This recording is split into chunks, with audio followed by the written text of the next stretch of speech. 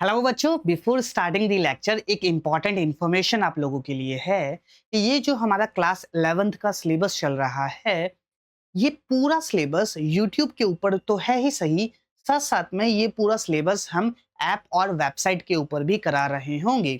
तो यूट्यूब के ऊपर तो सिर्फ और सिर्फ लेक्चर है और काफी ज्यादा डिस्ट्रैक्शन भी होता है यूट्यूब के ऊपर, तो पूरा सिलेबस हम ऐप और वेबसाइट के ऊपर भी करा रहे होंगे। ऐप और वेबसाइट के ऊपर हमारे पास कुछ एक्स्ट्रा फीचर्स भी है। चलिए उनको सबसे पहले हम देखते हैं। क्या क्या फीचर्स हमारे पास मिलेंगे। सबसे पहली बात, डिस्ट्रैक्शन फ्री लर्निंग। यूट्यूब के ऊपर काफी ज्यादा हमारे पास डिस्ट्रैक्शन है, इधर उधर यहाँ से कोई दूसरी लिंक पर रिडायरेक्ट हो गए, दूसरी लिंक से तीसरी लिंक पर रिडायरेक्ट हो गए और बीच बीच में एड्स भी आते हैं, तो काफी ज्यादा डिस्ट्रैक्शन रहता है। ऐप और वेबसाइट के ऊपर कभी कोई डिस्ट्रैक्शन आपको देखने को नहीं मिलता है। तो एक distraction free learning, focus learning आपकी ऐप और वेबसाइट के ऊपर रहती है। तो ऐप के ऊपर आपको डिस्ट्रैक्शन फ्री लर्निंग मिलेगी। नेक्स्ट हमारे पास क्या मिलेगा, रिकॉर्डेड लेक्चर्स मिलेंगे। एक आप कभी भी अपने टाइम के हिसाब से चीज लेक्चर्स देख सकते हो, अपने टाइम के हिसाब से पढ़ाई कर सकते हो। यस और नो। फिर नेक्स्ट जो फीचर है वो है पीडीएफ नोट्स। यूट्यूब के ऊपर कोई पीडीएफ नोट्स नहीं मिलेंगे। हमारे जो ऐप और वेबसाइट है उसके ऊपर जो भी हमने लेक्चर में पढ़ाया उसके पीडीएफ नोट्स भी अवेलेबल रहेंगे। तो ये एक इंपॉर्टेंट फीचर है जो हमारी ऐप और वेबसाइट के ऊपर आपको मिलेगा। नेक्स्ट हमारे पास कंप्लीट सिलेबस बाय दिसंबर। ये जो हमारा सिलेबस है ये हम बाय दिसंबर कंप्लीट कर लेंगे, जो क्लास 11th का सिलेबस है। ठीक है। अब देखो, हो सकता है कोई बच्चा इसको 2026 के अंदर ही देख रहा हो, मतलब ये जो लेक्चर है ये रिकॉर्ड हो रहा है 2026 के अंदर। तो कोई बच्चा इसको 2026 के अंदर ही देख रहा हो, कोई बच्चा 2027 के अंदर देख रहा हो, तो जब भी आप देख रहे हो 2027 के दिसंबर में भी हम ये सिलेबस, ये जो कोर्स है हमारी ऐप और वेबसाइट के ऊपर अवेलेबल रहेगा और ये सिलेबस हम दिसंबर तक कंप्लीट करा लेंगे। 2028 के अंदर भी अगर ऊपर वाले ने जिंदगी दी तो 2028 के अंदर भी हम ये सारी चीजें जो हो रही है, ये जब भी आप देख रहे हो उस साल के अंदर हमारा ये जो सिलेबस है ये कंप्लीट हो जाएगा बाय दिसंबर, अगर ऊपर वाले ने सेहत दी और जिंदगी दी तो। ओके, चलिए नेक्स्ट जो फीचर हमारे पास अवेलेबल है वो है chapter wise test after every chapter. के जैसे ही हमारा कोई चैप्टर कंप्लीट हुआ तो हर चैप्टर के बाद हम चैप्टर वाइज टेस्ट देंगे और ये जो टेस्ट होंगे ये आपको खुश करने वाले टेस्ट नहीं होंगे। मतलब ऐसा नहीं कि हम आपको आसान आसान सवाल देके आपके मार्क्स अच्छे आ रहे हैं और आपको ऐसा लगेगा कि यार वो काफी अच्छा सर ने पढ़ाया और मजा आ गया और नंबर भी अच्छे आ रहे हैं। ऐसा टेस्ट नहीं होगा। नंबर तो अच्छे आएंगे लेकिन टेस्ट आपका, मतलब अगर आप पढ़ाई करोगे तो ऑब्वियस ये बात है, पढ़ाई नहीं करोगे तो नंबर भी अच्छे नहीं आएंगे। तो ये जो टेस्ट होगा जो आपका एक्चुअल एग्जाम पैटर्न है उसके अकॉर्डिंग होगा। और ये जो हमारी सीरीज है ये जेई वालों के लिए भी है, नीट वालों के लिए भी है, तो दोनों ही इस सीरीज को देख सकते हैं, इन लेक्चर्स को देख सकते हैं और जो टेस्ट होंगे वो भी अकॉर्डिंगली जेई वालों के लिए और नीट वालों के लिए, दोनों के लिए हमारे पास ऐप के ऊपर और वेबसाइट के ऊपर अवेलेबल रहेंगे। ये तो सिर्फ और सिर्फ चैप्टर टेस्ट है। साथ साथ में आपको मेजर टेस्ट मिलेंगे आफ्टर एवरी 4 चैप्टर। जैसे ही 4 चैप्टर्स कंप्लीट हो जाएंगे एक मेजर टेस्ट आएगा जिसके अंदर चारों चैप्टर का सिलेबस रहेगा, क्योंकि एग्जाम के अंदर तो मिक्स क्वेश्चन आएंगे, चैप्टर वाइज क्वेश्चंस हो जाएंगे, तो मिक्स क्वेश्चंस की प्रैक्टिस भी आपके पास यहां से हो जाएगी। तो यहां से आपकी मिक्स क्वेश्चन की प्रैक्टिस होना स्टार्ट होगी। इसके बाद जैसे ही हमारा सिलेबस कंप्लीट होगा आपको मिलेंगे full syllabus mock test. I think 8 to 10 आपको फुल सिलेबस मॉक टेस्ट मिलेंगे जिसके अंदर एक्चुअल एग्जाम पैटर्न्स के अकॉर्डिंग फुल सिलेबस टेस्ट आपको वहां पे देखने को मिलेगा। फिर इसके साथ साथ आपको जेई मेंस के पीवाईक्यूज टेस्ट भी मिलेंगे। मतलब जेई मेंस के जो इंपॉर्टेंट पीवाईक्यूज है उनको टेस्ट की फॉर्म में आपको देखने को मिलेंगे। तो ये भी एक इंपॉर्टेंट चीज है जो हमारी ऐप और वेबसाइट के ऊपर अवेलेबल है। फिर इसके बाद doubt solving within 24 hours. That's my promise to you कि जो भी आपके डाउट्स होंगे वो 24 आवर्स में सॉल्व हो जाएंगे। या तो मैसेज के थ्रू, वहां पे डाउट सेक्शन है, आप वहां पे मैसेज कर सकते हो, या फिर मेरे नंबर भी आपके पास होंगे, वहां पे अवेलेबल होंगे, वहां से भी आप पर्सनल नंबर पे मैसेज करके भी डाउट पूछ सकते हो। विद इन 24 आवर्स हम डाउट सॉल्व कर देंगे। अगर मैसेज के थ्रू, अगर आसान डाउट है मैसेज के थ्रू सॉल्व हो जाएगा। अगर मुझे ऐसा लगता है कि बोर्ड की जरूरत पड़ेगी तो हम एक सेशन भी ले लेंगे साथ साथ में, कोई दिक्कत वाली बात उसके अंदर नहीं है। यस और नो। तो ये सारे फीचर्स है, डिस्ट्रैक्शन फ्री लर्निंग है जो कि हमारी ऐप और वेबसाइट के ऊपर अवेलेबल है। जब भी आप देख रहे हो 2026 के अंदर, 2027 के अंदर, 2028 के अंदर, अगर ऊपर वाले ने जिंदगी और सेहत दी तो हम ये कंटिन्यूअसली चलाते रहेंगे। ओके, चलिए अब सवाल उठता है कि हमारी ऐप और वेबसाइट क्या क्या है उसको एक बार समझ लेते हैं, फिर हमारा लेक्चर स्टार्ट करते हैं। हमारी जो ऐप है ये प्ले स्टोर के ऊपर अवेलेबल है with the name Iqra physics. इस लोगो से आप कंफर्म भी कर सकते हो। ये सिर्फ और सिर्फ प्ले स्टोर पे है एंड्रॉइड यूजर्स के लिए। और जो हमारे iOS यूजर्स हैं या फिर वो बच्चे जो लैपटॉप के ऊपर लेक्चर्स देखते हैं उनके लिए हमारी वेबसाइट है। वेबसाइट का नाम है www.ikraphysics.com। यस और नो? तो इस वेबसाइट के ऊपर हमारे सारे लेक्चर्स, सारे पीडीएफ नोट्स, सारे टेस्ट भी हमारी इस वेबसाइट के ऊपर अवेलेबल रहेंगे। तो जैसे ही आप लॉगिन करोगे, इंस्टॉल करोगे, वहां पे कोर्सेज सेक्शन के अंदर क्लास 11th का बैच आपको सेलेक्ट करना है और वहां पे बाय नाउ क्लिक करना है। तो सारे लेक्चर, सारी पीडीएफ नोट्स और सारी जो टेस्ट है आपको वहां पे देखने को मिल जाएंगे। ओके, चलिए।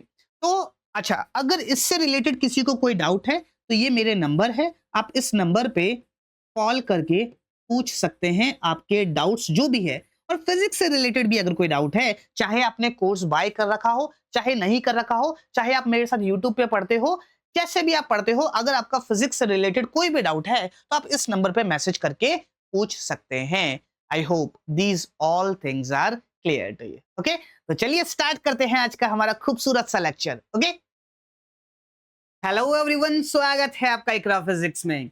आई होप आप सब लोग बढ़िया से होंगे और आपकी तैयारी फर्स्ट क्लास चल रही होगी।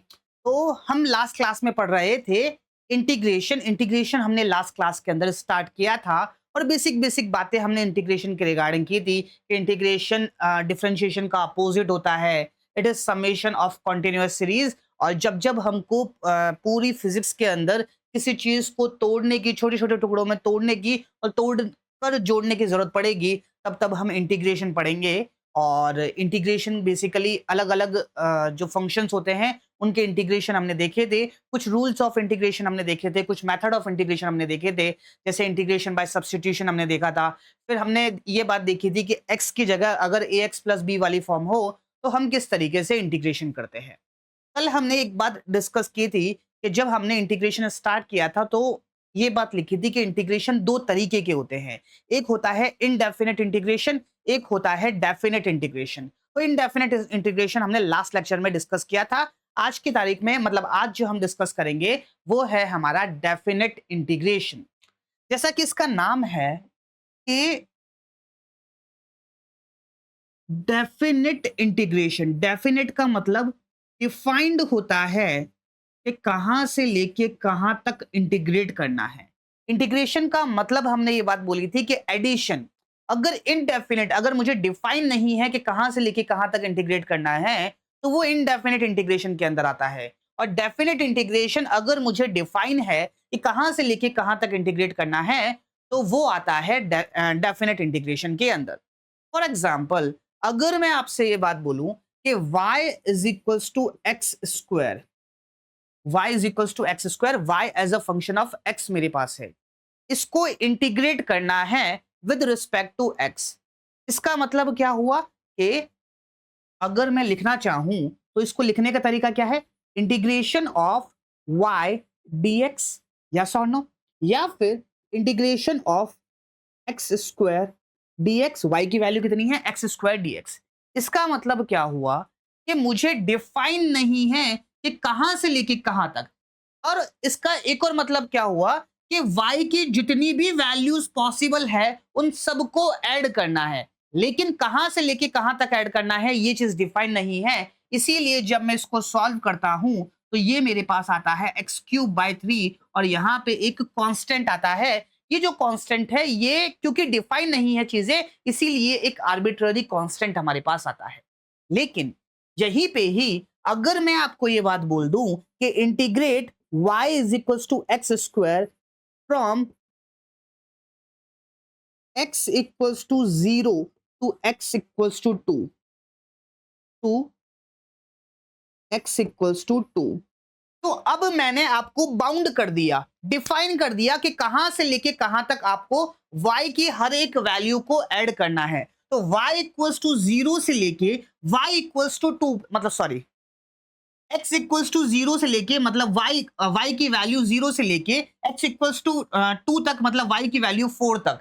तो मैंने डिफाइन कर दिया कि y की वैल्यू 0 से लेके y की वैल्यू 4 तक जितनी भी वैल्यूज है उन सबको मुझे इंटीग्रेट करना है, उन सबको मुझे सम करना है। कहने का मतलब क्या हुआ कि जब मैंने आपको बोला कि y is equal to x square को इंटीग्रेट करना है 0 से लेके 2 तक, तो 0 प्लस 0.00001 प्लस 0.0002, ऐसे जितने भी नंबर पॉसिबल है, इनफाइनाइट नंबर पॉसिबल है, उन सब का जो सम आएगा वो हमारे पास इससे आएगा. That's what we call definite integration.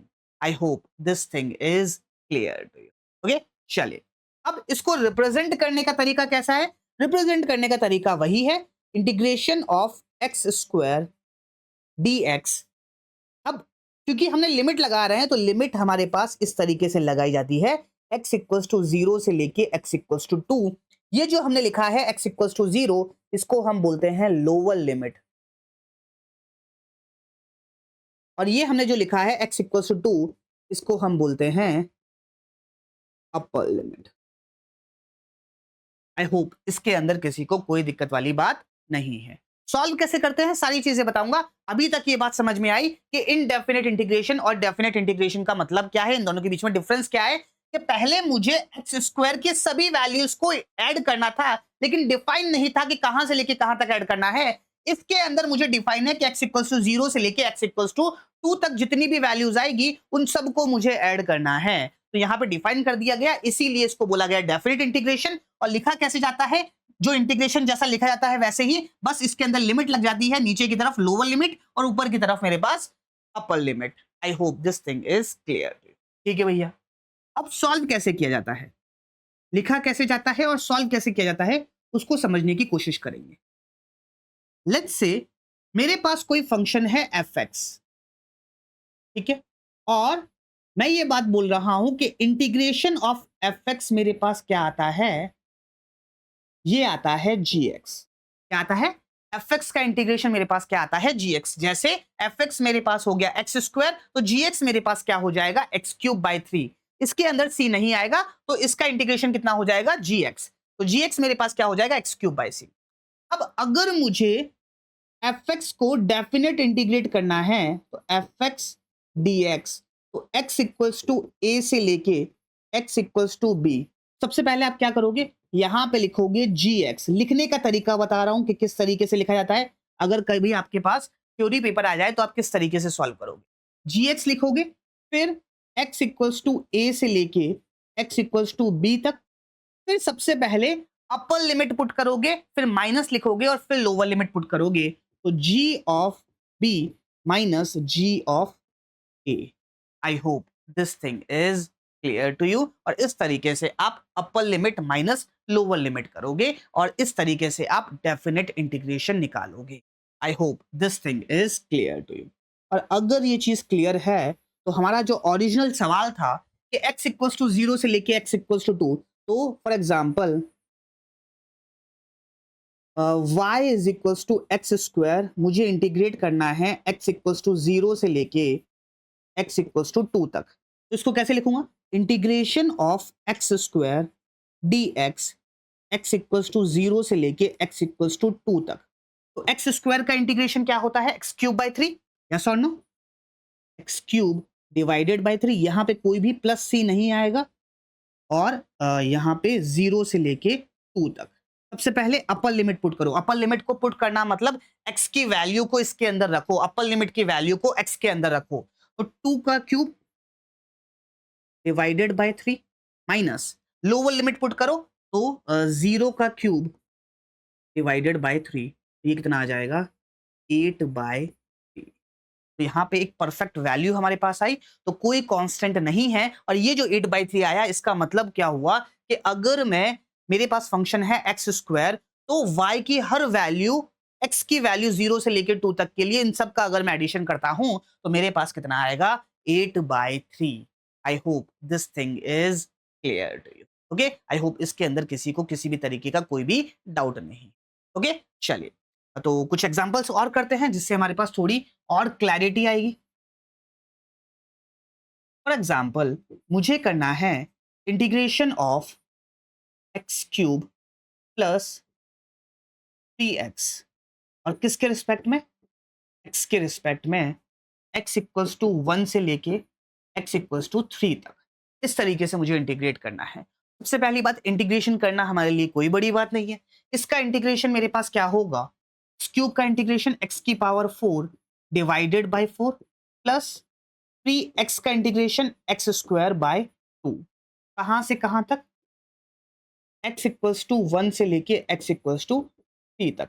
सबसे पहले अपर लिमिट पुट करेंगे। अपर लिमिट हमारे पास क्या हो जाएगी, 3 की power 4 divided by 4 plus lower limit put करेंगे, सॉरी अपर लिमिट अभी x के अंदर इसमें भी पुट करेंगे, 3 इंटू 3 का square divided by 2 minus lower limit put करेंगे। तो x की वैल्यू 1 पुट करूंगा तो ये हो जाएगा 1 बाय 4 प्लस x की वैल्यू 1 यहां पुट करूंगा तो ये बनेगा 3 बाय 2। तो ये क्या बनेगा, 3 3 जा 9, 9 3 जा 27 एंड 27 3 जा 81।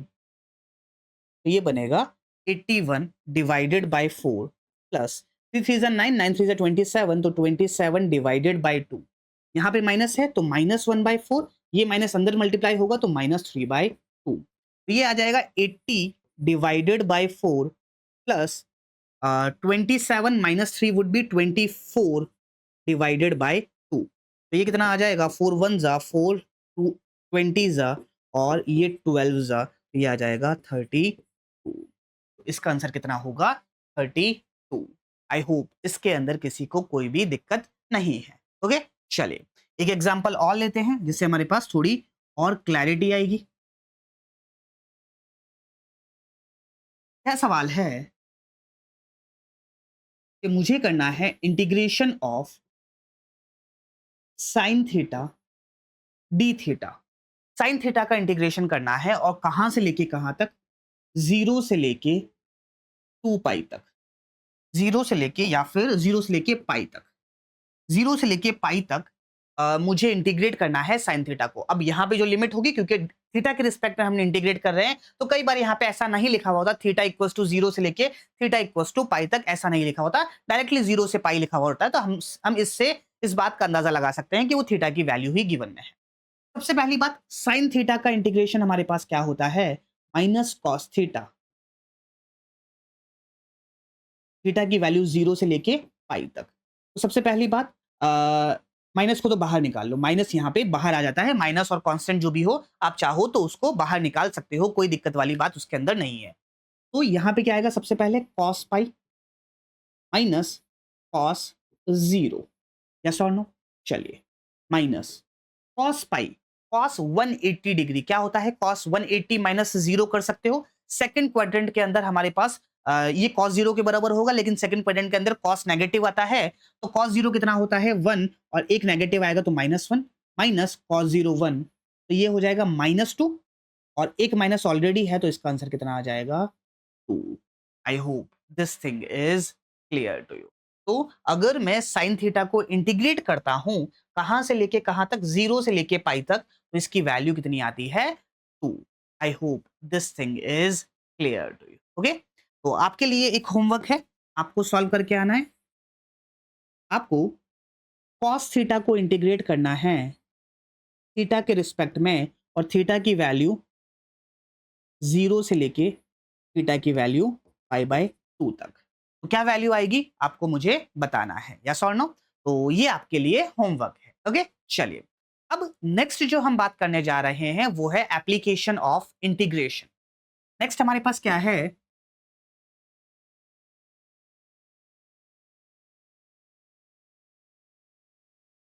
Application of integration. इंटीग्रेशन हमारे पास क्या काम आता है, एप्लीकेशन का मतलब उसका यूज क्या है। जैसे हमारे पास डिफरेंशिएशन का यूज था कि हम किसी भी फंक्शन की मिनिमम और मैक्सिमम वैल्यू निकाल सकते हैं बाय डबल डिफरेंशिएशन, उसी तरीके से एप्लीकेशन ऑफ इंटीग्रेशन क्या है हम वो देखने जा रहे हैं। तो इसकी सबसे पहली जो एप्लीकेशन है वो है एरिया अंडर द कर्व निकालने के लिए। एरिया अंडर कर्व निकालने के लिए हमारे पास इंटीग्रेशन काम में आता है। किस तरीके से काम में आता है समझने की कोशिश करेंगे। फॉर एग्जाम्पल, अगर मैं आपसे ये बात बोलूं कि मेरे पास लेट्स से कोई ग्राफ है कुछ इस तरीके से, एक स्ट्रेट लाइन का ग्राफ है, ठीक है, ये एक्स एक्सिस, ये वाई एक्सिस, यहां पे हमको गिवन में है y इज इक्वल्स टू 2, और ये कहां से लेके कहां तक है, ये है यहाँ पे x इक्वल्स टू p तक। यस और नो? ये आपको एक कर्व गिवन में है, एक स्ट्रेट लाइन कर्व गिवन में है और आपसे ये बात पूछ ली जाए कि भैया आप मुझे ये बात बताइए कि इस ग्राफ का एरिया अंडर द कर्व कितना होगा, तो वो एरिया यही होगा। और आप सीधा सीधा बोल सकते हो कि ये हमारे पास एक रेक्टेंगल बन रहा है और रेक्टेंगल का एरिया हमारे पास कितना होगा, 3 into two which is equal to 6 unit. 6 unit हमारे पास इसका एरिया होगा। यस और नो? हमेशा ध्यान रखना, जब भी आपके पास एरिया आएगा तो एरिया अंडर द कर्व इसकी जो यूनिट होगी वो होगी, जैसे जो भी आपके पास एरिया आएगा इसकी जो यूनिट होगी ये हमेशा y की यूनिट मल्टीप्लाई बाय x की यूनिट होगी। कहने का मतलब, अगर y एक्सिस पे मेरे पास कोई भी फंक्शन है जिसकी यूनिट मेरे पास मीटर है और x एक्सिस पे कोई भी फंक्शन है जिसकी यूनिट मेरे पास सेकंड है, तो एरिया जो देगा वो मीटर इंटू सेकंड की कोई यूनिट होगी वो देगा। फॉर एग्जाम्पल, अगर मेरे पास y एक्सिस पे स्पीड है या फिर वेलोसिटी है तो वेलोसिटी की यूनिट क्या होती है, मीटर पर सेकंड। और x एक्सिस पे मेरे पास टाइम है, टाइम की यूनिट क्या होती है, सेकंड। तो जो एरिया देगा वो मीटर पर second into second which is metre की यूनिट देगा। तो एरिया जो भी होगा उसकी यूनिट मेरे पास क्या है, मीटर रहेगी। I hope this thing is clear to you. तो मैं आपको क्या बात बता रहा था कि फॉर एग्जांपल अगर आपके पास इस तरीके का कोई एरिया है तो आप डायरेक्टली ये बात बोल सकते हो कि एरिया कितना होगा, 6 यूनिट।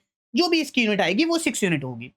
इसी तरीके से अगर मैं थोड़ा और सिंप्लीफाई करूं कि आपके पास कोई कर्व है इस तरीके से, स्ट्रेट लाइन कर्व है। लेट्स से ये है मेरे पास y इक्वल्स टू 1 और ये है मेरे पास x equals to 2, xy curve है।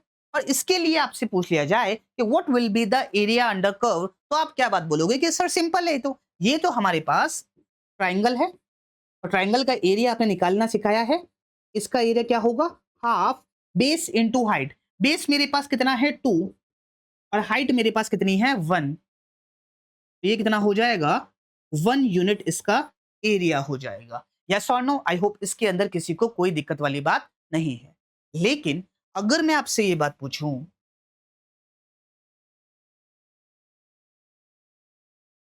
लेकिन अगर मैं आपसे ये बात पूछूं कि मेरे पास कोई कर्व है, मैं आपको ये कर्व बनाना भी सिखाऊंगा, पैराबोलिक कर्व बनाना भी सिखाऊंगा, उसकी टेंशन आपको लेने की जरूरत नहीं है। अगर मेरे पास कोई कर्व है, let's say y is equals to x square, y is equals to x square मेरे पास कर्व है। कैसा बनेगा अभी के लिए मैं बता देता हूं, फिर या तो आज के लेक्चर में या कल के लेक्चर में आप इसको बनाना भी सीख जाओगे। ये कुछ इस तरीके का बनेगा, पैराबोलिक कर्व हमारे पास कुछ इस तरीके का बनता है। अब अगर मैं आपसे ये बात पूछ लूं कि ये वाला एक पॉइंट है, इस पॉइंट है, लेट्स से यहां पे जो x की वैल्यू है वो है 2, x की वैल्यू 2 है तो y की वैल्यू कितनी हो जाएगी, 2 का स्क्वायर विच इज 4, तो y की वैल्यू कितनी हो जाएगी 4। अब इसका जो एरिया अंडर द कर्व है यहां पे ये वाला एरिया बताइए, तो आप ये वाला एरिया कैसे निकालोगे, तो उसके लिए हमारे पास काम आता है एरिया अंडर द कर्व। जो बेसिक एरिया है वो तो आप आसानी से निकाल सकते हो, लेकिन अगर कभी कोई टफ एरिया आ गया या फिर कोई दूसरा फंक्शन दे दिया, लेट्स से साइन थीटा का हमको फंक्शन दे दिया, उसका एरिया अंडर द कर्व कैसे निकालोगे, एक्स क्यूब दे दिया, एक्स की पावर 1/2 दे दिया, 1/2 रूट एक्स दे दिया, कुछ भी दे दिया, तो उसका एरिया अंडर द कर्व कैसे निकालोगे, उसके लिए हमारे पास आता है क्या, इंटीग्रेशन। कैसे निकालेंगे समझने की कोशिश करेंगे। सबसे पहले कर्व को अच्छे से बनाते हैं। ये हमारे पास कर्व, ठीक है। तो मैं क्या कर रहा हूं, यहां से मुझे यहां तक एरिया निकालना है। लेट्स से ये मेरा पॉइंट है x इक्वल्स टू 2। तो मैं क्या कर रहा हूं, यहां से x डिस्टेंस दूर जाके एक छोटा सा एलिमेंट मान रहा हूं, इस तरीके से x डिस्टेंस दूर जाके एक छोटी सी स्ट्रिप मान रहा हूं, ठीक है। अगर मैं इस स्ट्रिप की विड्थ की बात करूं तो इसकी विड्थ है मेरे पास dx। लेट्स से यहां पे जो y की वैल्यू है वो है मेरे पास y। यस और नो? तो अगर मैं आपसे ये बात पूछूं कि ये जो छोटा सा एलिमेंट हमने माना, ये जो हमने छोटा सा एलिमेंट माना, इसका एक छोटा सा एरिया कितना होगा, छोटा है मतलब मैं एरिया को a से रिप्रेजेंट ना करके dA से रिप्रेजेंट कर रहा हूं, तो मेरे पास जो छोटा सा एरिया होगा, एरिया ऑफ एलिमेंट, हमने ये बात कही थी कि जब भी छोटा सा होगा तो हम डी यूज करेंगे। तो डी ए मेरे पास कितना होगा, रेक्टेंगल बन रहा है, रेक्टेंगल बन रहा है तो y into d x, yes और नो, तो y into d x, yes और नो। अब देखो x की डिफरेंट डिफरेंट वैल्यू के लिए y की मेरे पास डिफरेंट डिफरेंट वैल्यू आएगी, यस और नो। x की डिफरेंट डिफरेंट वैल्यू के लिए y की मेरे पास डिफरेंट डिफरेंट वैल्यू आएगी। इसी तरीके से अगर मैं x इक्वल्स टू 0 से एलिमेंट मानना स्टार्ट करूं और x इक्वल्स टू 2 तक एलिमेंट मानता चलूं, फॉर एग्जांपल इसके जस्ट पास एक और एलिमेंट मान लिया, इसके जस्ट पास एक और एलिमेंट मान लिया, इस तरीके से एलिमेंट मानता चलूं x इक्वल्स टू 0 से लेके x इक्वल्स टू 2 तक, तो क्या मेरे पास ये पूरा एरिया अंडर द कर्व आ जाएगा, यस और नो। और बेसिकली मेरे पास dA आया y इंटू डी एक्स। इसी तरीके से अगर मैं दूसरा एरिया देखूंगा तो वो भी y इंटू डी एक्स, वो भी y into d x, y into d x, y into d x, y into d x, y into d x. तो मैंने क्या किया, इस पूरे एरिया को छोटे छोटे एरिया में तोड़ा और तोड़ के जोड़ा तो क्या आएगा, इंटीग्रेशन। बात समझ आई। इस पूरे एरिया को छोटे छोटे टुकड़ों में तोड़ा और तोड़ के वापस जोड़ रहा हूं तो क्या मेरे पास इंटीग्रेशन आएगा। तो अगर मुझे पूरा एरिया अंडर द कर्व करना है तो क्या ये मेरे पास इंटीग्रेशन से आएगा। आई होप इसके अंदर किसी को कोई दिक्कत नहीं है। तो यहां पे एरिया अंडर द कर्व मेरे पास डी का इंटीग्रेशन क्या हो जाएगा, एरिया अंडर द कर्व मेरे पास क्या आ जाएगा, y into d x. I hope this thing is clear to you. तो जब भी, अभी के लिए मैंने आपको डिराइव करवा दिया, जब भी मुझसे एरिया अंडर द कर्व पूछा जाए तो y into integration of y into d x, फिर जो भी मुझसे लिमिट पूछी जाए वो लगा सकते हैं। जैसा कि इस सवाल के अंदर मुझसे लिमिट क्या पूछी गई है, integration of y into d x. Limit पूछी गई है x इक्वल्स टू 0 से लेके x इक्वल्स टू 2 तक। y की वैल्यू कितनी है, एक्स स्क्वायर, तो पुट कर दो एक्स स्क्वायर डी एक्स 0 से लेके 2 तक, तो ये क्या हो जाएगा, एक्स क्यूब बाई 3, 0 से लेके 2 तक, तो एक्स क्यूब 2 पुट करूंगा तो ये हो जाएगा 8/3 और 0 पुट करूंगा तो -0। तो एरिया अंडर द कर्व मेरे पास कितना आ जाएगा, 8/3 यूनिट, जो भी इसकी यूनिट होगी वो मेरे पास एरिया अंडर द कर्व आ जाएगा। तो आई होप आपको ये चीज समझ में आई कि किस तरीके से मैं, अगर मेरे पास, अगर स्टैंडर्ड है तो मुझे इतना करने की जरूरत नहीं है, अगर स्टैंडर्ड है तो मुझे इतना करने की जरूरत नहीं है, लेकिन अगर फिर भी आप बोल रहे हो तो मैं इस फॉर्मूले से इसको डिराइव करके दिखाता हूं। फॉर एग्जाम्पल अगर मैं इसको देखूं तो ये मेरे पास कौन सा कर्व है, ये एक स्ट्रेट लाइन है y इक्वल्स टू 2 की। एरिया अंडर द कर्व मेरे पास क्या आएगा, integration of y dx, y की वैल्यू 2 है तो 2 इंटू डी एक्स। अब लेट्स से यहाँ पे x की वैल्यू 0 से लेके x की वैल्यू 3 तक है, तो 0 से लेके 3 तक 2 मेरे पास इंटीग्रेशन से बाहर आ जाएगा। dx का इंटीग्रेशन क्या होता है 1, सॉरी dx का इंटीग्रेशन क्या होता है x, तो 2 इंटू एक्स, 0 से लेके 3, अपर लिमिट पुट करूंगा तो 2 को बाहर निकाल लो, अपर लिमिट पुट करो 3 माइनस लोअर लिमिट 0, तो अगेन एरिया मेरे पास कितना आ जाएगा 6। तो यहां से भी 6 आ गया। लेकिन अगर मुझे एरिया साफ दिखाई दे रहा है तो मुझे इतना करने की जरूरत नहीं है, डायरेक्टली मैं लेंथ इंटू ब्रेड्थ करके एरिया निकाल लूंगा। लेकिन अगर साफ दिखाई नहीं दे रहा है जैसे कि इस केस के अंदर, तो मुझे एरिया निकालना आना चाहिए और एरिया अंडर द कर्व हमारे पास इस तरीके से निकाला जाता है। आई होप इसके अंदर किसी को किसी भी तरीके की कोई भी दिक्कत नहीं है। ओके, चलिए एक दो एग्जांपल्स और लेते हैं जिससे हमारे पास थोड़ी और क्लैरिटी आएगी। जैसे फॉर एग्जांपल अगर मुझे सवाल के अंदर, सवाल को, अब इसके अंदर हमको क्या गिवन में था कि इक्वेशन गिवन में थी और एरिया अंडर द कर्व हमसे पूछा गया था। अब अगर सवाल के अंदर आपको कर्व गिवन में है, फॉर एग्जांपल सिंपल कर्व आपको गिवन में है, किस तरीके का कर्व है, या फिर एक दूसरा एग्जांपल लेते हैं फिर बाद में डिस्कशन करेंगे। फॉर एग्जांपल मेरे पास साइन थीटा का कर्व है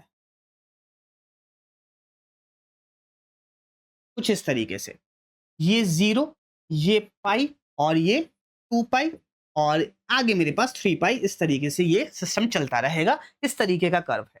अगर कोई हमसे ये बात पूछ ले कि भैया आप मुझे ये बात बताइए कि ये जो 0 से लेके पाई तक का एरिया है ये कितना होगा, तो क्या हम इसको निकाल सकते हैं क्या? सर निकालने की जरूरत क्या है, आपने निकाला तो था। कहां निकाला था?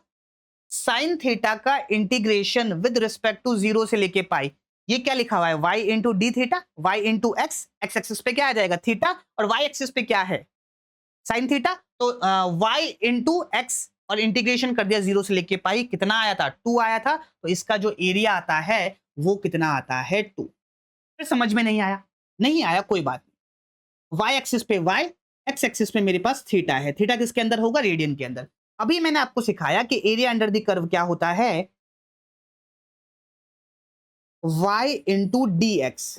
अब y का मतलब क्या हुआ कि जो भी चीज मेरे पास y एक्सिस के ऊपर है वो लिखना है। तो यहां पे y एक्सिस पे क्या है sine theta, y is equal to sine theta. तो ये कितना हो जाएगा y इंटीग्रेशन ऑफ y की वैल्यू पुट करो साइन थीटा, और x एक्सिस पे क्या है थीटा, तो ये हो जाएगा डी थीटा।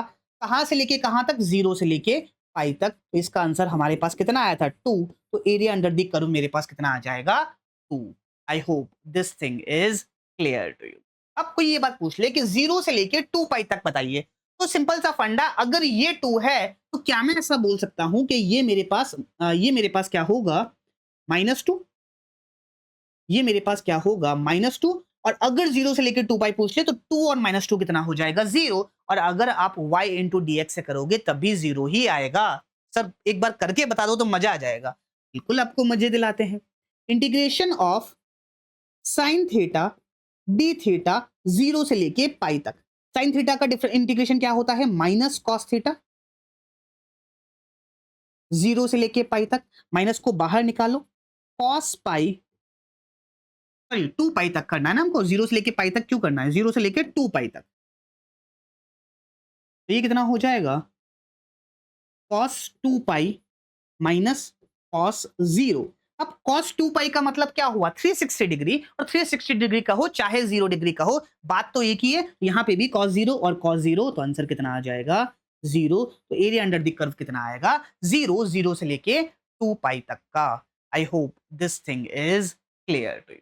ओके चलिए, अब कई बार क्या होता है, कई बार क्या होता है कि हमको सवाल को थोड़ा सा उल्टा पूछ लिया जाता है। जैसे फॉर एग्जाम्पल मुझे सवाल में कुछ इस तरीके की सिचुएशन गिवन में है कि आपको ग्राफ सवाल के अंदर गिवन में है, और ग्राफ कुछ इस तरीके से है, कुछ इस तरीके का ग्राफ हमको सवाल के अंदर गिवन में है। ये y एक्सिस और ये x एक्सिस, ये एंगल आपको गिवन में है, ये एंगल है आपके पास 45 डिग्री, और ये है मेरे पास x इक्वल्स टू 0, और ये है मेरे पास x इक्वल्स टू 2, और ये है मेरे पास x equals to 4। x equals to 2 है तो यहाँ पे मेरे पास y इक्वल्स टू 2 ही रहेगा, क्योंकि 45 डिग्री है तो ये लाइन क्या हो जाएगी y is equals to x वाली, तो x इक्वल्स टू 2 यहाँ पे है तो यहाँ पे y इक्वल्स टू 2 ही मेरे पास आएगा। ठीक है, ये सवाल, ये जो ग्राफ है ये मुझे सवाल के अंदर गिवन में है। अब मुझसे सवाल के अंदर क्या पूछा है, find integration of y dx, और 0 से लेके x की वैल्यू 0 से लेके x की वैल्यू 2 तक, x की वैल्यू 0 से लेके x की वैल्यू 2 तक। तो इसका मतलब क्या हुआ, इंटीग्रेशन ऑफ y dx का मतलब हुआ एरिया अंडर द कर्व निकालना। एरिया अंडर द कर्व निकालना है और 0 से लेके 2 तक निकालना है, तो आप इतना इंटीग्रेट करने की जरूरत क्या है, यही एरिया लिख दो। और ये एरिया कितना होगा हमारे पास हाफ, बेस कितना है 2 और हाइट कितनी है 2, तो ये कितना हो जाएगा 2 यूनिट। तो चाहे एरिया अंडर द कर्व निकालो चाहे ये निकालो, हमारे पास सेम ही आएगा। इसी तरीके से let's say this is our first question. Second question हमसे पूछ लिया जाए कि find integration of y dx और 2 से लेके 4 तक, x इक्वल्स टू 2 से लेके x इक्वल्स टू 4 तक। तो आपको इतना इंटीग्रेट करने की जरूरत नहीं है, direct area under the curve निकालो। ये क्या बन रहा है, एक स्क्वायर बन रहा है, ये भी 2 और ये भी 2 और स्क्वायर बन रहा है, तो इसका एरिया कितना हो जाएगा 2 into 2 which is equal to 4 unit. और इसी के अंदर कोई आपसे ये बात पूछ ली जाए कि find integration of y dx 0 से लेके 4 तक, x इक्वल्स टू 0 से लेके x इक्वल्स टू 4 तक, तो total area under the curve निकाल लो। पहला वाला 2 दूसरा वाला 4, तो ये कितना हो जाएगा 2 plus 4 which is equals to 6 units. I hope this thing is clear to you. तो इस तरीके से आप इंटीग्रेशन की हेल्प से एरिया अंडर द कर्व निकाल सकते हैं। आई होप इसके अंदर किसी को किसी भी तरीके की कोई भी दिक्कत नहीं है। यस और नो? चलिए, नेक्स्ट जो हमारे पास एप्लीकेशन है वो है average value of a function निकालना। एवरेज वैल्यू ऑफ अ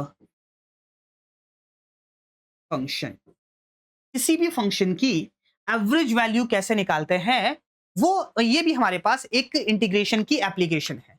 पानी पी लेते हैं, फिर उसके बाद इसको डिस्कस करेंगे। जब तक सोचिए आप क्या हो सकता है।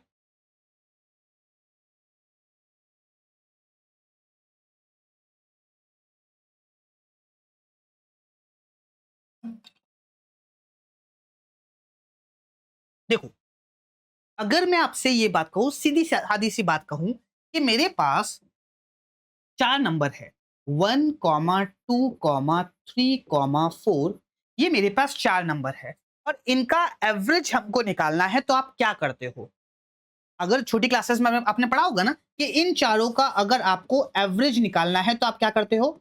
सम of the numbers divided by total numbers. For example यहां पे सम कितना हो जाएगा? 4 प्लस 3 प्लस 2 प्लस 1 और टोटल नंबर ऑफ कितने टोटल नंबर्स हैं? वो है हमारे पास 4। यस और नो? तो ये कितना हो जाएगा? 4 3 7, 7 और 3 10, तो 10 divided by 4 which is equal to 2.5। तो इनका एवरेज हमारे पास कितना हो जाएगा? 2.5। यस और नो? इसी तरीके से ये तो मेरे पास डिस्क्रीट नंबर्स थे। डिस्क्रीट मतलब अलग अलग नंबर्स थे। अगर मेरे पास कंटिन्यूअस नंबर आ जाए, for example y is equal to x square मेरे पास है, कोई एक फंक्शन है, तो x की हर एक वैल्यू के लिए y की अलग अलग वैल्यू आएगी। तो y की हर वैल्यू 0 से लेके 2 तक कितनी भी वैल्यूज आएगी, उनकी एवरेज वैल्यू निकालनी है। तो हम किस तरीके से निकालेंगे? बेसिकली यही फंडा हमारे पास फंक्शन के अंदर ही लगेगा। जैसे मुझे गिवन में है y as a function of x, तो अगर मुझे एवरेज वैल्यू निकालनी है x इक्वल्स टू a से लेके x इक्वल्स टू b तक, तो एवरेज वैल्यू को लिखने का तरीका क्या है? Average of y। एवरेज बस बेसिकली इस तरीके से हमारे पास डिनोट करते हैं, एवरेज वैल्यू। सबसे पहले हमने क्या किया? सम किया। तो सम करने का तरीका तो क्या हुआ? इंटीग्रेशन करना। यस और नो?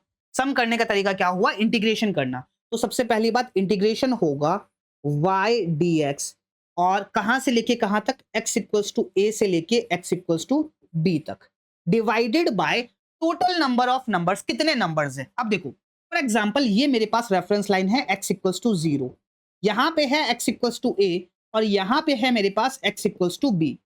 अब मैं इंटीग्रेट कर रहा हूं या फिर नंबर ले रहा हूं x इक्वल्स टू ए से लेके x इक्वल्स टू बी, तो क्या मैं ऐसा बोल सकता हूं कि इनके बीच में कितने नंबर्स हैं? मैं डायरेक्टली तो नहीं निकाल सकता।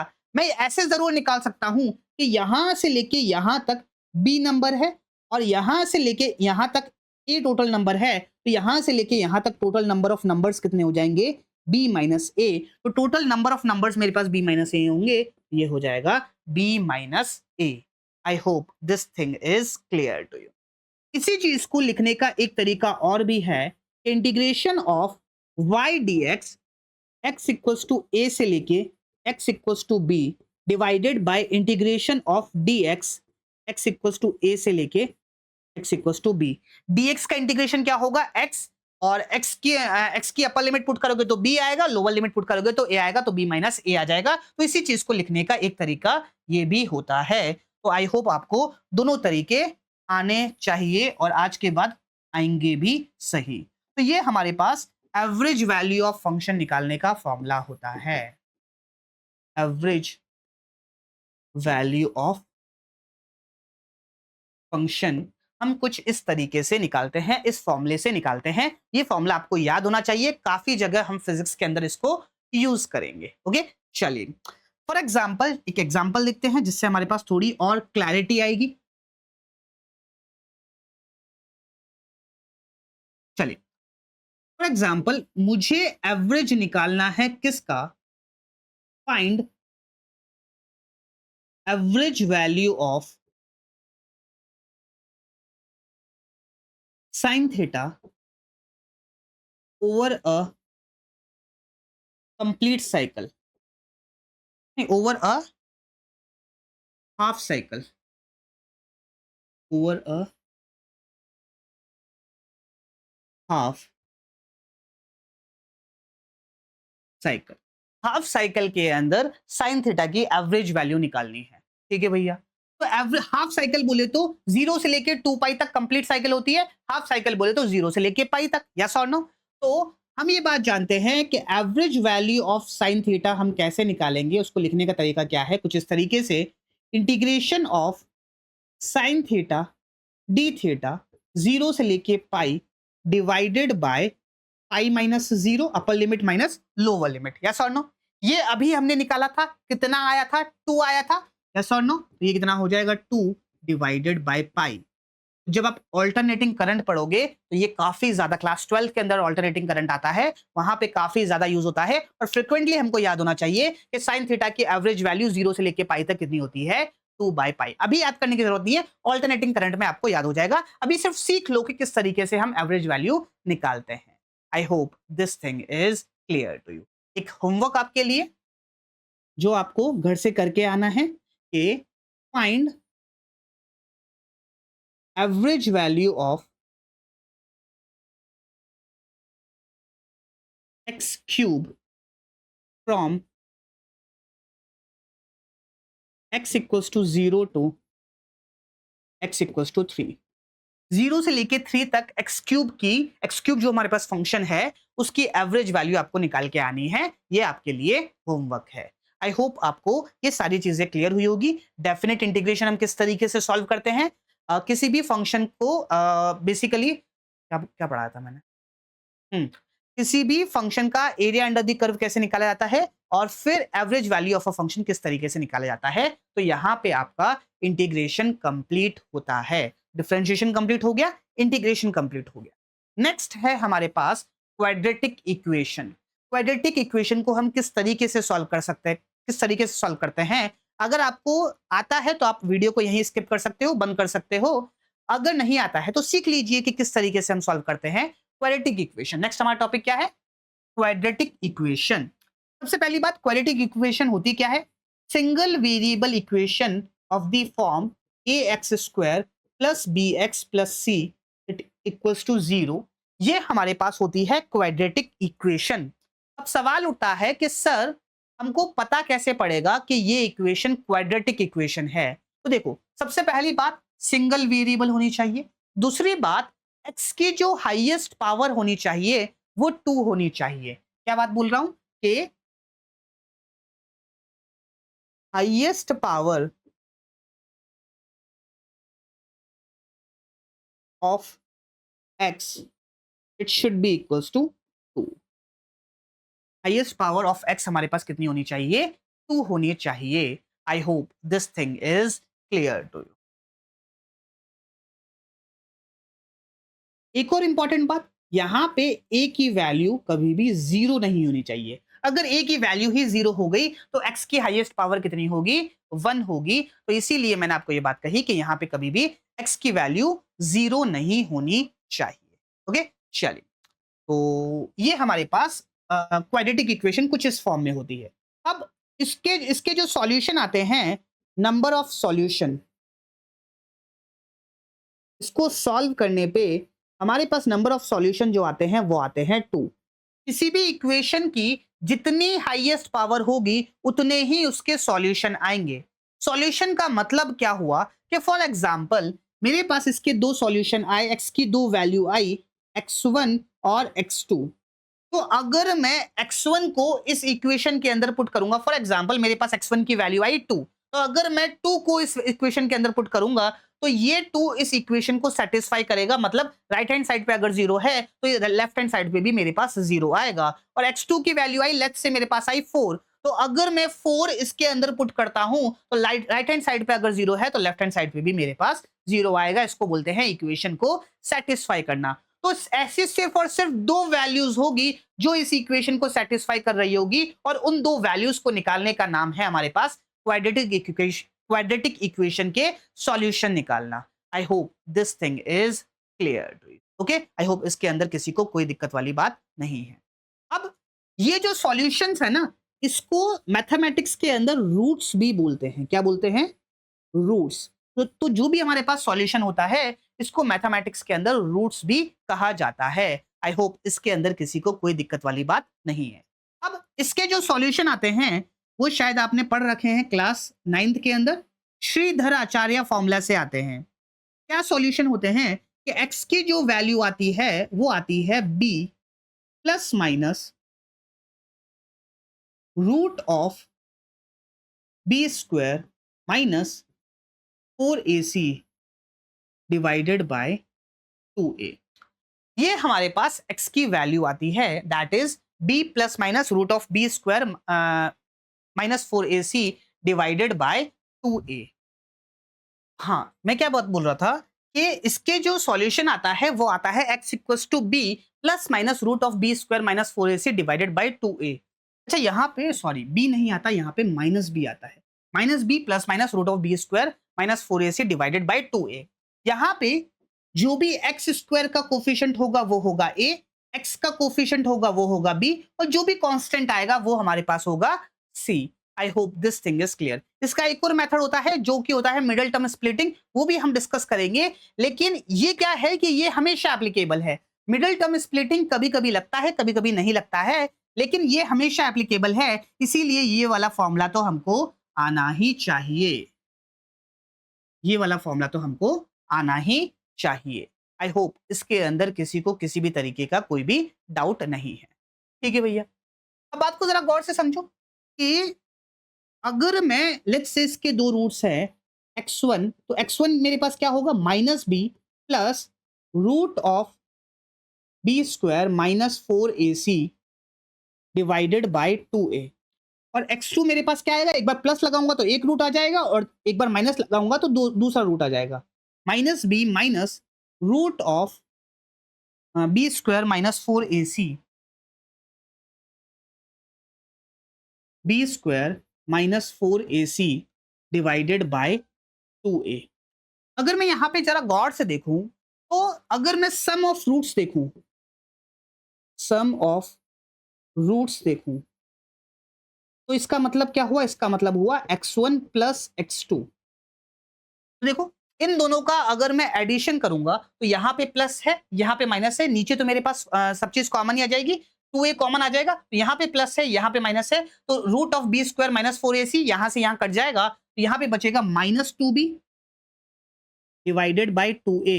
ये कितना आता है माइनस b बाई a। वैसे तो कम ही यूज होता है, जेई वालों के लिए ज्यादा यूज होता है और नीट वालों के लिए बिल्कुल कम यूज होगा, लेकिन फिर भी मेरा फर्ज था आपको बताना।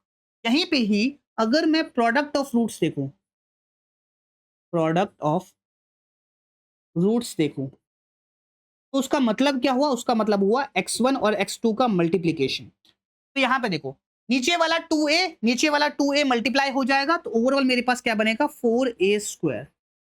ऊपर वाला देखो, अगर मैं लेट्स से माइनस बी को बोल रहा हूं p और बी स्क्वायर माइनस 4ac को बोल रहा हूं q, तो यहां पे ये मेरे पास p और ये मेरे पास q। तो क्या आपको ऐसा नहीं लगता कि ये लिख रहा है p प्लस क्यू और p माइनस क्यू, तो p plus Q multiply by p minus Q क्या होगा p square minus Q square. तो यहां पे क्या होगा माइनस b का स्क्वायर माइनस इसका स्क्वायर करूंगा तो ये क्या बनेगा b square minus 4ac, b square minus 4ac।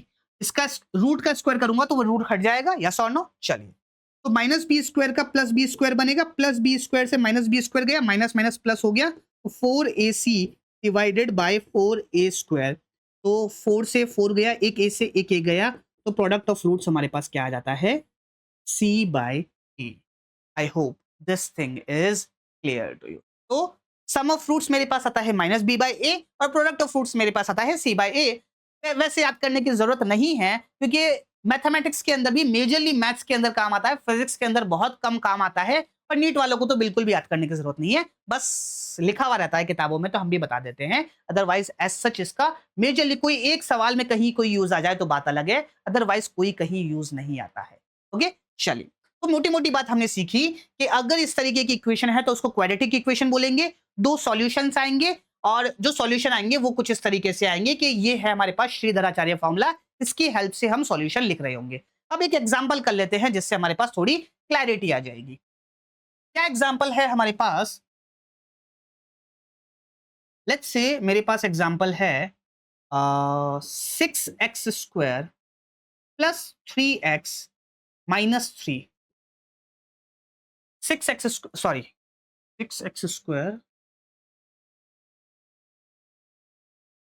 ठीक है, या फिर x², इसको -18 कर लेते हैं और इसको ऐसे रख लेते हैं। x² प्लस 3x माइनस 18, ये मेरे पास इक्वेशन है और मुझे इसको सॉल्व करना है। अब इसको सॉल्व करेंगे तो हम ये बात जानते हैं कि श्रीधराचार्य फॉर्मूला अगर मैं लगाऊं तो a की वैल्यू क्या होगी, जो भी x² का कोफिशिएंट होगा विच इज 1, b की वैल्यू क्या होगी, जो x का कोफिशिएंट होगा विच इज 3, और c की वैल्यू क्या होगी, जो कांस्टेंट है विच इज -18। हमेशा ध्यान रखना a b c हमको विद साइन लेना है। आई होप इसके अंदर किसी को कोई दिक्कत वाली बात नहीं है। ठीक है भैया, तो श्रीधराचार्य फॉर्मूला क्या होता है कि x की वैल्यू मेरे पास क्या आएगी, -b plus minus root of b² minus 4ac divided by 2a। Yes और नो? चलिए, माइनस b की वैल्यू कितनी है 3 plus minus root of b², मतलब 3 का square which is 9 minus 4ac, a कितना है 1 और c कितना है -18 डिवाइडेड बाय 2a, तो 2 इंटू 1, ठीक है, बनेगा -3 प्लस माइनस रूट ऑफ, देखो ये बनेगा 8 4 32 एंड 72 और प्लस 9 डिवाइडेड बाय 2, ये क्या बनेगा -3 प्लस माइनस रूट ऑफ 81 बनेगा विच इज 9 डिवाइडेड बाय 2। तो मेरे पास जो दो रूट्स निकल के आएंगे वो आएंगे, x1 की वैल्यू मेरे पास कितनी होगी, -3 plus 9 which is 6 divided by 2। Yes और no? -3 plus 9 divided by 2 which is equals to 6 divided by 2 which is 3, और x2 की वैल्यू मेरे पास कितनी आएगी, -3 minus 9 divided by 2 which is -12 divided by 2 which is -6। तो 3 माइनस 6, कुछ मिस्टेक हुई है क्या? 9 माइनस 3 वुड बी, ये तो 3 हो जाएगा, और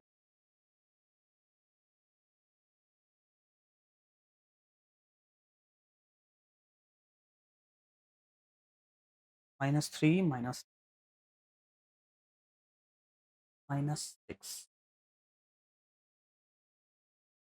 प्लस 6 आना चाहिए था। ठीक है, तो x1 और x2 की वैल्यू मेरे पास कितनी आई, 3 और -6। I hope this thing is clear to you. तो इस तरीके से अगर आप यहाँ पे x1 की वैल्यू पुट करो, एक बार पुट करके देखो, जैसे अगर मैं इसके अंदर पुट करके देखूं तो ये क्या बनेगा, 3 का स्क्वायर प्लस 3 इंटू 3 -18, अगर मैं इसको सॉल्व करूं 3 का स्क्वायर 9 प्लस 9 -18, तो ये 0 आ जाएगा। तो ये जो रूट्स है इस इक्वेशन को सेटिस्फाई कर रहे हैं। इसी तरीके से आप -6 पुट करके देखोगे तब भी आपके पास आंसर कितना आएगा, 0। और ये सिर्फ और सिर्फ ये दो वैल्यूज है जो इस इक्वेशन को सेटिस्फाई करेंगी। I hope this thing is clear to you. Okay, चलिए, अब ये जो हमारे पास लिखा हुआ रहता है ना, b² माइनस 4ac, ये हमारे कुछ काम भी आता है। इसको हम बोलते हैं डिटर्मिनेंट, जिसको हम d से डिनोट करते हैं। जो हमारे पास होता है b² माइनस 4ac, इसका नाम है डिटर्मिनेंट।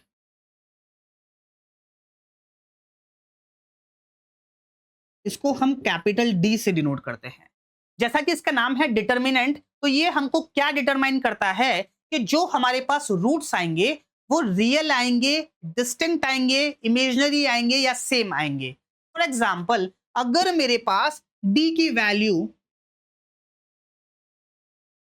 अगर मेरे पास d की वैल्यू ग्रेटर देन 0 है, तो मेरे पास जो भी रूट्स आएंगे,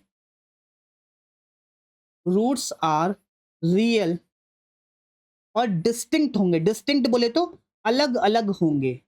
और सिंपल सी बात है, अगर यहां पे ग्रेटर देन 0 वैल्यू आएगी रूट के अंदर, तो मेरे पास प्लस माइनस के दो अलग अलग वैल्यूज आएंगे और रियल नंबर होगा। लेकिन अगर मेरे पास d की वैल्यू लेस देन 0 हो गई तो रूट के अंदर नेगेटिव आ जाएगा, which is an imaginary number. Physics के अंदर बहुत कम काम आएगा, नीट वालों के लिए तो बिल्कुल भी काम नहीं आएगा। जेई वालों के लिए बहुत बहुत कहीं एक दो सवाल में कहीं काम आ जाए तो बात अलग है, अदरवाइज कहीं काम नहीं आएगा। मैथमेटिक्स के अंदर पूरा एक चैप्टर है आपके पास कॉम्प्लेक्स नंबर के नाम से, तो वहां पे काम आएगा, या सॉरी नो जेई वालों के लिए। अब यहीं पे ही अगर मेरे पास डी की वैल्यू जीरो हो जाती है, डी की वैल्यू हो जाती है जीरो, तो रूट्स तो मेरे पास रियल है,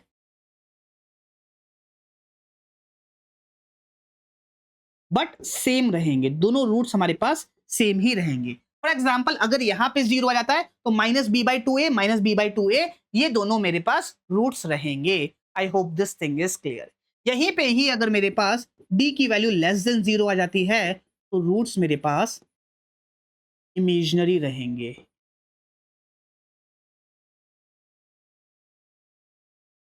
रूट्स मेरे पास कैसे रहेंगे? इमेजिनरी। तो डी से हम इस बात का अंदाजा लगा सकते हैं कि हमारे पास रूट्स किस तरीके के होंगे। I hope this thing is clear to you. तो ये था हमारा श्रीधर आचार्य फॉर्मूला। अब जो हमारे पास क्वाड्रेटिक इक्वेशन होती है, इनको सॉल्व करने का एक तरीका और भी होता है। लेट्स से मेरे पास जो एग्जांपल है, हेडिंग लिख लो मिडल टर्म स्प्लिटिंग। हेडिंग लिखने की वैसे जरूरत नहीं है, लेकिन ठीक है लिख लो मिडल टर्म स्प्लिटिंग।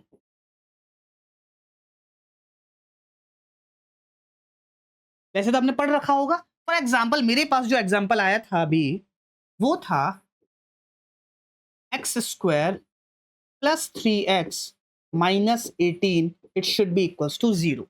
ये मेरे पास एग्जाम्पल था। यहां पे अगर मैं इसको देखूं तो यहां पे ए की वैल्यू कितनी है? वन, बी की वैल्यू कितनी है? थ्री, और सी की वैल्यू कितनी है? Minus eighteen. तो हमेशा क्या करो, जो एक्स स्क्वायर का कोफिशिएंट है और जो कांस्टेंट है, मतलब ए इंटू सी करके देखो, ये कितना आ रहा है? Minus eighteen. A into C करोगे तो आपके पास क्या आएगा? Minus eighteen. तो आपको क्या करना है कि जो आपका मिडल टर्म है, मिडल टर्म क्या है? Three x. थ्री एक्स को कुछ इस तरीके से तोड़ना है कि जो दो नंबर आए जिसमें आपने इसको तोड़ा है, जैसे फॉर एग्जाम्पल इस केस के अंदर क्या हो जाएगा? सिक्स और थ्री, यस और नो। तो जो दो नंबर आए जिसमें आपने इसको तोड़ा है, उनका मल्टीप्लीकेशन करने पे माइनस एटीन आए, और एडिशन और सब्ट्रैक्शन करने पे प्लस थ्री एक्स आए। फॉर एग्जाम्पल मेरे पास है x square plus three x minus eighteen. तो अगर मैं थ्री एक्स को तोड़ता हूं, लेट्स से प्लस सिक्स एक्स और माइनस थ्री एक्स, तो इन दोनों नंबर को देखो, मल्टीप्लाई करने पे मेरे, सॉरी मतलब ठीक है, माइनस एटीन एक्स स्क्वायर कर लो, माइनस एटीन एक्स स्क्वायर। तो देखो मल्टीप्लाई करने पे मेरे पास क्या आ रहा है? माइनस एटीन एक्स स्क्वायर, और एडिशन और सब्ट्रैक्शन करने पे क्या आ रहा है? Plus six X minus three X plus three X आ रहा है। तो हमारे पास जो नंबर होंगे वो होंगे सिक्स एक्स और माइनस थ्री एक्स। अब इसको कैसे लिखो? X square plus six X minus three x minus eighteen. मैं कोफिशिएंट की बात कर रहा था कि यहाँ पे ए और सी आएगा, तो जो एक्स का कोफिशिएंट आएगा उसको हमको इस तरीके से तोड़ना है, यस और नो। चलिए, तो ये हो जाएगा मेरे पास जीरो। यहां पे अगर मैं इन दोनों नंबर को देखो, इन दोनों नंबर में से अगर मैं x को कॉमन ले लेता हूं तो यहां पे आएगा x प्लस सिक्स। अब मुझे क्या करना है, इन दोनों नंबर में से भी कुछ ऐसा कॉमन लेना है कि अंदर की तरफ x प्लस सिक्स बच जाए। तो यहां पे अगर मैं माइनस थ्री कॉमन ले लेता हूं तो क्या अंदर की तरफ x प्लस सिक्स बच जाएगा? यस और नो। अब इन दोनों नंबर में से x प्लस सिक्स कॉमन आ जाएगा, तो x प्लस सिक्स कॉमन आ गया। अब अंदर की तरफ क्या बचा? यहां से बचा x और यहां से बचा थ्री, तो x minus three it should be equal to zero. अब इसका मतलब क्या हुआ कि इसकी वैल्यू भी जीरो होगी और इसकी वैल्यू भी जीरो होगी। तो x प्लस सिक्स को अगर मैं जीरो करता हूं तो x की वैल्यू कितनी हो जाएगी? माइनस सिक्स, और x माइनस थ्री को जीरो करता हूं तो x की वैल्यू कितनी हो जाएगी? थ्री। तो क्या हमारे पास यही रूट आए थे? माइनस सिक्स और थ्री। तो इस तरीके से भी आप चीजों को सोच सकते हो और समझ सकते हो। I hope this thing is clear to you. लेकिन कई बार हमको ये स्ट्राइक नहीं करता कि मल्टीप्लाई करने पे ये आ जाए और प्लस माइनस करने पे क्या, कि ऐसे दो नंबर कौन से होंगे, वो स्ट्राइक नहीं करता। तो श्रीधराचार्य फॉर्मूला लगाओ, हमेशा आंसर आएगा, यस और नो। लेकिन ये थोड़ा शॉर्टकट पड़ता है, अगर स्ट्राइक कर जाता है तो फटाफट हमारे पास आंसर आ जाता है। इसीलिए मेजरली हम ये ऐसा समझ लो कि 80% ऑफ द टाइम हमारे पास इससे आंसर आ जाएगा जेई के अंदर, और नीट के अंदर 95% ऑफ द टाइम हमारे पास इससे आंसर आ जाएगा, कोई दिक्कत वाली बात नहीं आएगी। ओके, चलिए अब कुछ एग्जांपल सॉल्व करते हैं जिससे हमारे पास थोड़ी और क्लैरिटी आएगी कि मिडिल टर्म को किस तरीके से हम स्प्लिट करते हैं। फॉर एग्जांपल मुझसे सवाल के अंदर ये बात बोली गई है कि ये जो इक्वेशन है इसके रूट्स निकालो, मतलब सॉल्यूशन निकालो। चलिए देखते हैं क्या इक्वेशन है हमारे पास। 10x square minus 27x plus 5 it should be equal to 0। तो एक बार मिडिल टर्म स्प्लिटिंग से सोचने का ट्राई करते हैं। मेरे पास a और c को अगर मैं मल्टीप्लाई करता हूं तो वो कितना आता है 50। तो जो हमारे पास मिडिल टर्म है विच इज 27, तो 27 को इस तरीके से डिवाइड करो कि मल्टीप्लाई करने पे मेरे पास 50 आए और प्लस और माइनस करने पे -27 आए। तो हम किस तरीके से करेंगे, देखो -25 और -2 करोगे तो -25 और -2 प्लस माइनस करने पे -27 आएगा और मल्टीप्लाई करने पे 50 आएगा। तो मैं इसको क्या लिख रहा हूं, 10x square minus 25x minus 2x plus 5 it should be equal to 0। यहां से क्या कॉमन आ जाएगा, 5 कॉमन आ जाएगा, 5x कॉमन आ जाएगा, तो यहां से क्या बचेगा 2x, अंदर की तरफ क्या बचेगा 2x माइनस 5। अब मुझे यहां पे भी 2x माइनस 5 कॉमन लेना है तो -1 कॉमन ले लो, 2x minus 5 it should be equal to 0। देखो -2x माइनस माइनस प्लस हो जाएगा तो +5 हो जाएगा। अब इन दोनों में से 2x माइनस 5 कॉमन आ जाएगा और यहां पे क्या आएगा 5x minus 1 it should be equal to 0। इसका मतलब ये भी 0 होगा, तो 2x माइनस 5 को अगर मैं 0 करता हूं तो x की वैल्यू आ जाएगी 5/2 और 5x माइनस 1 को 0 करता हूं तो x की वैल्यू कितनी आ जाएगी 1/5।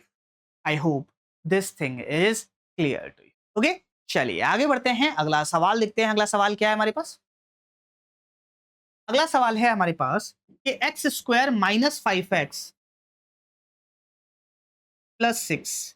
अगेन मैं ये सोचूं कि अगर मैं a और c को मल्टीप्लाई करता हूं, a कितना है 1 और c कितना है 6, तो a और c का मल्टीप्लीकेशन मेरे पास आएगा 6।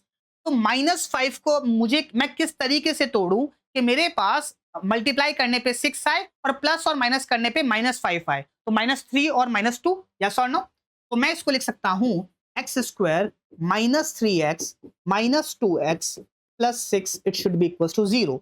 यहां से x कॉमन आ जाएगा, अंदर बचेगा x माइनस 3, यहां से -2 कॉमन आ जाएगा, x minus 3 it should be equal to 0। तो x minus 3 x minus 2 it should be equal to 0। तो यहां से x की वैल्यू 3 आ जाएगी और एक x की वैल्यू कितनी आ जाएगी 2।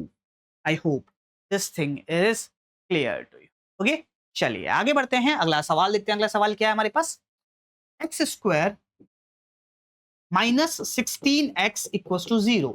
अगर आपका मन कर रहा है कि इसको ऐसे लिख लूं x square is equal to 16x, एक x से एक x गया और x की वैल्यू 16 आ जाएगी, तो आपका मन गलत कर रहा है, ऐसा आपको नहीं करना है। क्यों, क्योंकि हमको रूट्स निकालने हैं और x की हाईएस्ट पावर मेरे पास 2 है, तो 2 रूट्स आने चाहिए, आपके पास तो एक ही आ रहा है। तो इसको किस तरीके से करेंगे, हमारे पास क्या लिखा हुआ है कि x square -16x equal to 0। यहां से x कॉमन लो, यहां बचेगा x माइनस 6 इक्वल टू 0। तो x की दो वैल्यूज आएगी, एक तो x इक्वल टू 0 और दूसरा x माइनस 6 इक्वल टू 0। तो x की वैल्यू एक तो 0 आएगी और एक कितनी आएगी 6। तो क्वाड्रेटिक है तो 2 रूट्स आने चाहिए थे, तो 2 रूट्स हमारे पास इस तरीके से आएंगे। आई hope this thing is clear. इसी तरीके से कोई आपसे ये बात पूछ ले कि x square -16 equal to 0। Again x की हाईएस्ट पावर कितनी है 2 है, तो 2 रूट्स आने चाहिए। तो आप क्या करोगे, x square is equal to 16, जब दोनों तरफ रूट लोगे तो x की वैल्यू कितनी होगी +4। तो एक रूट होगा +4 और एक रूट होगा -4। आई होप क्वाड्रेटिक इक्वेशन आपको सॉल्व करना आ गया। I hope these all things are clear to you. Okay, तो आज के लिए इतना ही। नेक्स्ट लेक्चर में हम देखेंगे कि पैराबोला के ग्राफ्स किस तरीके से बनते हैं, पैराबोला और हाइपरबोला के ग्राफ किस तरीके से बनते हैं। ओके, सो आज के लिए इतना ही। That's it from my side for today. Thank you so much everyone, पढ़ते रहिए, ऑल द बेस्ट। नहीं यार, अभी कर लेते हैं, है ना, छोटा सा टॉपिक है, फटाफट देख लेते हैं, कोई दिक्कत वाली बात उसके अंदर नहीं है। कल फिर नेक्स्ट टॉपिक अच्छे से हम डिस्कस करेंगे। तो हम क्या बात कर रहे थे, ग्राफ ऑफ पैराबोला। सबसे पहली बात, पैराबोला की इक्वेशन हमारे पास किस तरीके से होती है उसको समझने की कोशिश करेंगे। तो जब भी आपको y और x के बीच में कुछ इस तरीके का दिखे कि एक की पावर 1 है और दूसरे की पावर 2 है, तो हमारे पास जो ग्राफ बनेगा वो पैराबोला का बनेगा और जो इक्वेशन होगी वो पैराबोला की इक्वेशन होगी। क्या ध्यान रखना है कि दो वेरिएबल हो, एक की पावर 1 और दूसरे की पावर 2 हो, तो हमारे पास जो ग्राफ बनता है उसको हम बोलते हैं पैराबोला। और जो बेसिकली इक्वेशन किसकी होगी, पैराबोला की इक्वेशन होगी। यस और नो? फॉर एग्जांपल ये भी पैराबोला है। For example y is equals to minus x square, ये भी मेरे पास पैराबोला है। For example y is equals to root x, ये भी मेरे पास पैराबोला है। और fourth y is equals to, नहीं रूट एक्स के टर्म में नहीं लिखते इसको, हम इसको दूसरे तरीके से लिखते हैं, अदरवाइज आप कंफ्यूज हो जाओगे। y square is equals to x, ये भी पैराबोला है। और y square is equals to minus x, ये भी हमारे पास पैराबोला है। और भी तरीके के पैराबोला होते हैं, जेई वालों आप मैथमेटिक्स के अंदर उनको सीखोगे, नीट वालों के बाकी पैराबोला काम के नहीं होते, सिर्फ ये 4 पैराबोला हमारे पास काम के होते हैं। तो सबसे पहली बात कैसे पहचानोगे, एक वेरिएबल की हाईएस्ट पावर 1, दूसरे वेरिएबल की हाईएस्ट पावर 2 होनी चाहिए, तो वो पैराबोला है। और जो 4 इंपॉर्टेंट पैराबोला है वो हमारे पास कुछ इस तरीके से है। आई होप इसके अंदर किसी को कोई दिक्कत वाली बात नहीं है। यस और नो? चलिए अब बात को जरा गौर से समझेंगे। पता कैसे पड़ेगा पैराबोला होता कैसा है?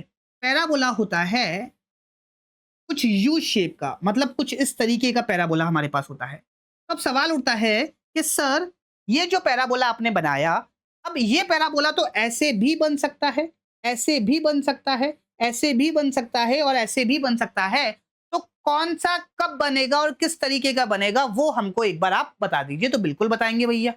बात को जरा गौर से समझो कि पैराबोला का जो ये माउथ है ये किस तरफ ओपन होगा।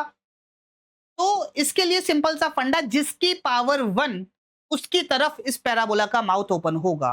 फॉर एग्जाम्पल पहले केस के अंदर किसकी पावर 1 है, y की पावर 1 है और कोई नेगेटिव नहीं है, सब कुछ पॉजिटिव है, तो y की पावर 1 है तो y की तरफ इसका माउथ ओपन होगा। तो ये जो ग्राफ बनेगा हमारे पास ये कुछ इस तरीके से बनेगा। एक मिनट के लिए थोड़ा अच्छे से बनाते हैं।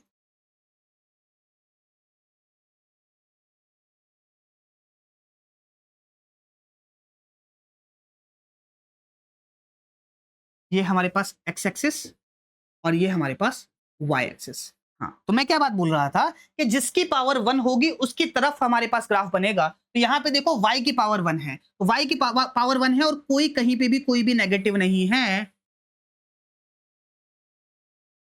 थोड़ा सा गंदा बन गया। तो ग्राफ कुछ इस तरीके से बनेगा और ये जो ग्राफ है ये किसका है, y is equals to x square का। आई होप इसके अंदर किसी को कोई दिक्कत नहीं। सेकंड ग्राफ देखो, किसकी पावर 1 है, y की पावर 1 है लेकिन एक नेगेटिव भी है। सर इस तरफ है, इसको इधर लिया, क्या दिक्कत है, नेगेटिव तो इस तरफ आ सकता है, नेगेटिव इस तरफ आ जाएगा। तो y की पावर 1 है और एक नेगेटिव है, तो ये माइनस y की तरफ खुलेगा। तो ये जो ग्राफ होगा ये कुछ इस तरीके से बनेगा। तो ये जो ग्राफ है ये किसका है, y is equals to minus x square का ग्राफ है। आई होप इसके अंदर किसी को कोई दिक्कत वाली बात नहीं है। नेक्स्ट देखो, किसकी पावर 1 है, x की पावर 1 है और पॉजिटिव है, तो ये जो ग्राफ है इसका जो माउथ है वो किस तरफ खुलेगा, प्लस x की तरफ।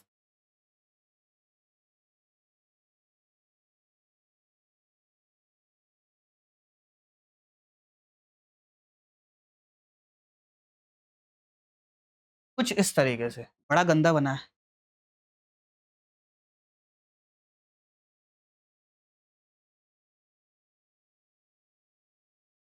कुछ इस तरीके से। तो ये किसका ग्राफ है, येलो वाला, ये है थर्ड वाले का, which is y square is equal to x.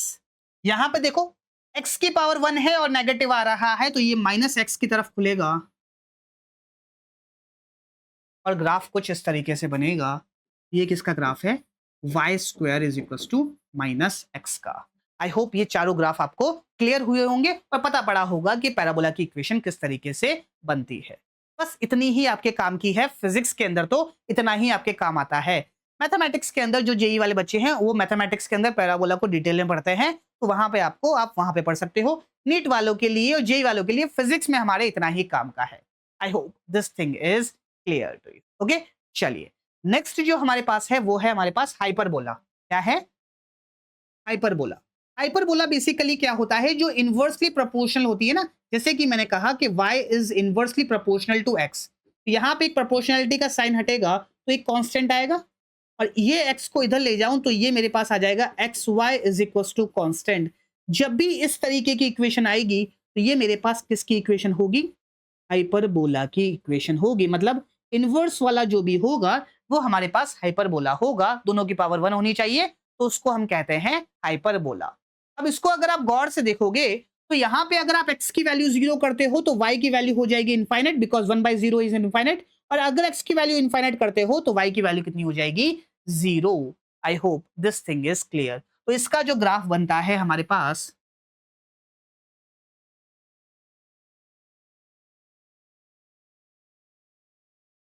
वो कुछ इस तरीके से बनता है, ये x, ये y, और ग्राफ कुछ इस तरीके से बनेगा, दिस इज माय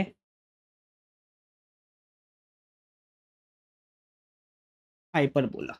और इसकी इक्वेशन क्या होती है, x y is equal to constant. कई बार हमसे क्या बात पूछी जाती है कि जैसे for example y is inversely proportional to x square, इस तरीके की इक्वेशन आ जाए, तब भी हमारे पास जो ग्राफ बनता है वो इसी नेचर का बनता है, उसका नेचर हमारे पास यही रहता है। क्यों? क्योंकि इसके अंदर भी देखो कि x की वैल्यू अगर मैं 0 पुट करता हूं तो y इनफाइनाइट हो जाएगा, और y की वैल्यू अगर मैं 0 पुट करता हूं तो x इनफाइनाइट हो जाएगा, तो उसका नेचर भी हमारे पास कुछ इसी तरीके का होता है। लेकिन फॉर एग्जाम्पल अगर मैं x की वैल्यू 2 पुट करता हूं, लेट्स से मेरे पास कांस्टेंट है y is equal to 4/x, अगर मेरे पास ऐसी सिचुएशन है, अगर मैं x की वैल्यू 2 पुट करता हूं तो y मेरे पास कितना आ जाएगा, 2, यस और नो। अगर यहां पे मेरे पास इक्वेशन है y is equal to 4/x², अगर मैं x की वैल्यू 2 पुट करता हूं तो y की वैल्यू कितनी आ जाएगी, 1। तो यहाँ पे y की वैल्यू 1 आ रही है, यहाँ पे y की वैल्यू 2 आ रही है, तो अगर मेरे पास x की वैल्यू 2 यहाँ पे है तो यहाँ पे y की वैल्यू कितनी आ रही है, देखो यहाँ पे y की वैल्यू आ रही है 2 और यहाँ पे y की वैल्यू आ रही है 1, तो ग्राफ कहीं नीचे से आएगा कुछ इस तरीके से, यस और नो। और यहाँ पे y की वैल्यू आएगी कितनी, 1, और यहाँ पे y की वैल्यू आएगी 2, तो ये वाला जो ग्राफ होगा ये होगा y is inversely proportional to x²। इस तरीके का ग्राफ हमारे पास बनेगा, लेकिन हमसे सिर्फ और सिर्फ नेचर पूछा जाता है, तो नेचर हमारे पास कुछ इसी तरीके का बनेगा। I hope this thing is clear. जैसे इलेक्ट्रोस्टैटिक्स के अंदर आप पढ़ते हो कि electric potential is inversely proportional to r, v is equal to k q by r आता है, तो v is inversely proportional to r, तो वहां पे जो ग्राफ बनता है वो कुछ हाइपरबोलिक टाइप का ही बनता है। इलेक्ट्रिक फील्ड की अगर आप बात करो तो इलेक्ट्रिक फील्ड होती है k q divided by r square, तो यहाँ पे inversely proportional to r square. Again graph का मतलब ग्राफ जो दिखने में होता है वो उसी तरीके का होता है, बस वैल्यूज उसके अंदर थोड़ी सी चेंज हो जाती है, एक ग्राफ थोड़ा ऊपर बनता है, एक ग्राफ थोड़ा नीचे बनता है, दिखने में दोनों एक जैसे ही होते हैं। I hope these graphs are clear to you. Okay, so अब आज के लिए इतना ही, that's it from my side for today. Thank you so much everyone, पढ़ते रहिए, all the best.